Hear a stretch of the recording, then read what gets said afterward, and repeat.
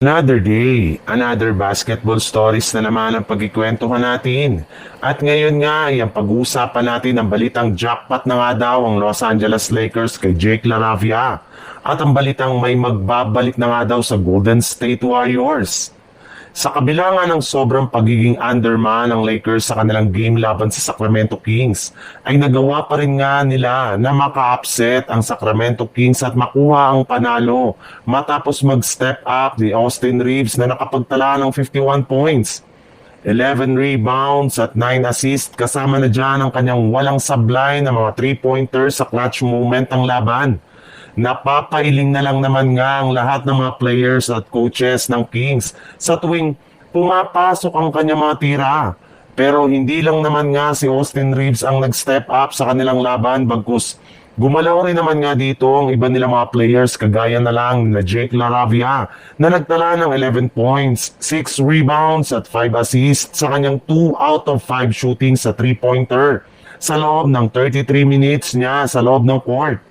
Kaya nangangahulugan nga nito na kayang-kaya pa rin ito na mag-step up kaya kinakailangan siya ng Lakers sa kanilang mga laro. Sa ibang balita naman, magiging seryoso na nga ang mga susunod na laban ng Golden State Warriors sa mga darating na araw since 4 na playoff contender nga ang kanilang makakalaban dito, kagaya ng Memphis Grizzlies, Los Angeles Lakers, Milwaukee Bucks at ang Indiana Pacers. Kaya kailangan talaga ng Golden State Warriors na mag-step up ang halos lahat ng kanilang mga manlalaro. Hindi lang sina Stephen Curry at Jimmy Butler. Kung gusto man nila na manalo at makaangat muli sa standing ng Western Conference. Mabuti na lang. At inaasahan nga na maglalaro na rin next game ang kanilang starting center na si Al Horford laban sa Memphis Grizzlies. Wala rin naman nga back-to-back game ang Golden State Warriors ngayong linggo kaya inaasahan nga na makakapaglaro ito sa lahat ng kanilang mga laro dito which is magandang balita para sa kanilang mga fans dahil may papakita nga nila dito ang tunay na lakas ng kanilang lineup at mas makakabuo pa nga sila ng masulidong chemistry.